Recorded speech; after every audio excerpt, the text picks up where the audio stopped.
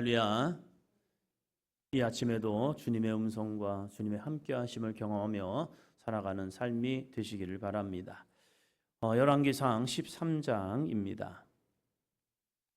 열왕기상 13장 1절입니다.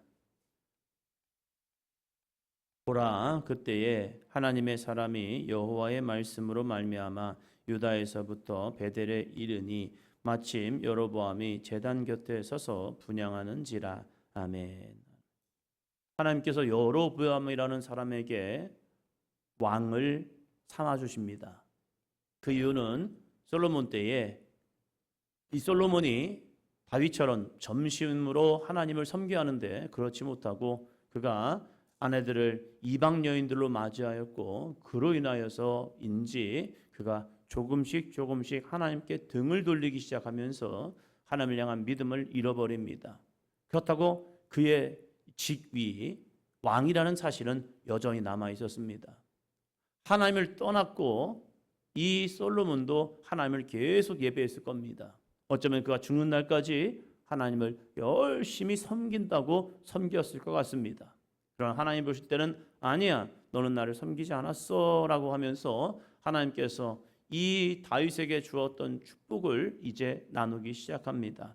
그 나눌 때에 한 선지자를 보내어서 이 여로보암을 만나게 하였고 여로보암에게 자신의 옷을 찢어 10조각을 주면서 하나님이 너를 왕으로 삼으셨다 하면서 그에게 하신 말씀이 있었습니다. 왜 하나님이 너에게 왕권을 주느냐? 11장 38절 11장 38절입니다.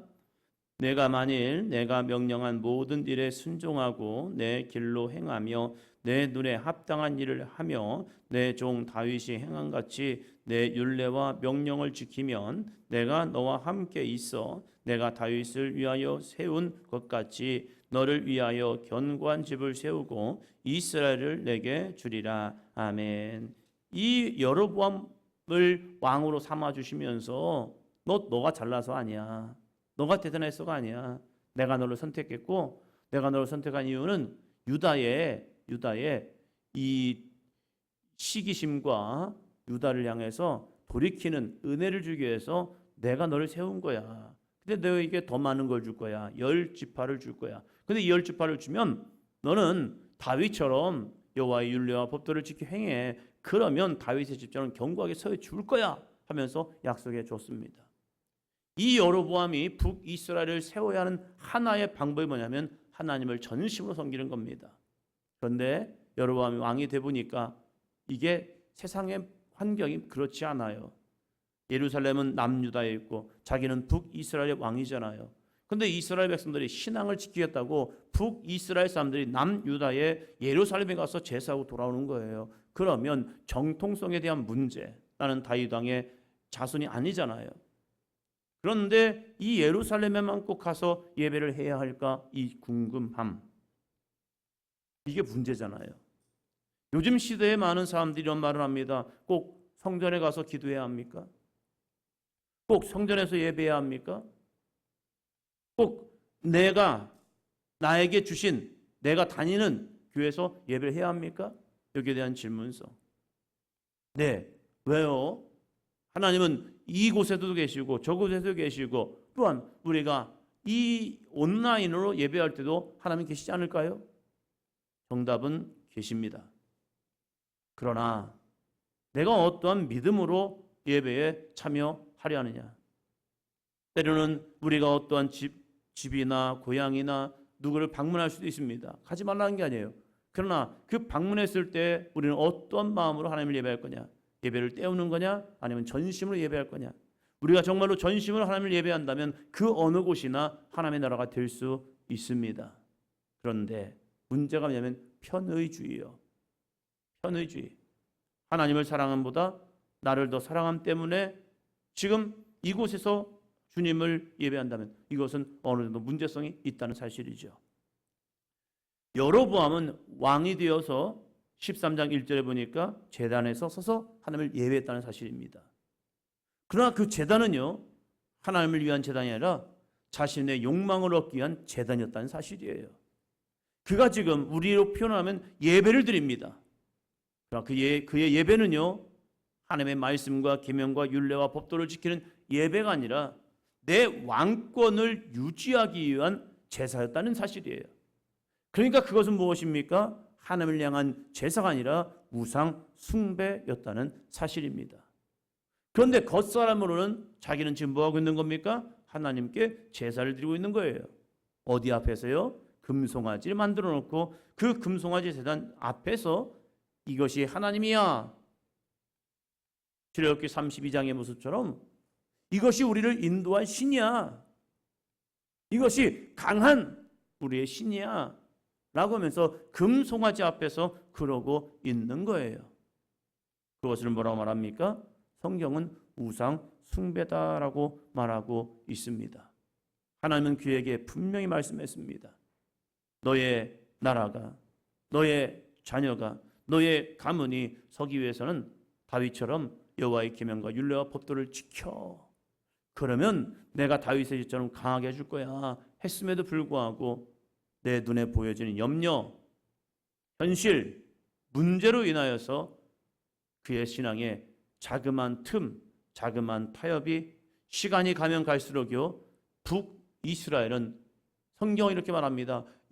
여로보암이 행했던 죄악이 그의 북이스라엘의 역사 속에 계속적으로 점진적으로 더 커지고 있다는 사실이에요.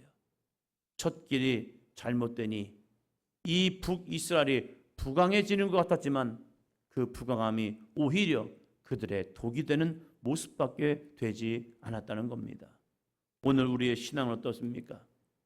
타산지석이라는 이야기가 있죠.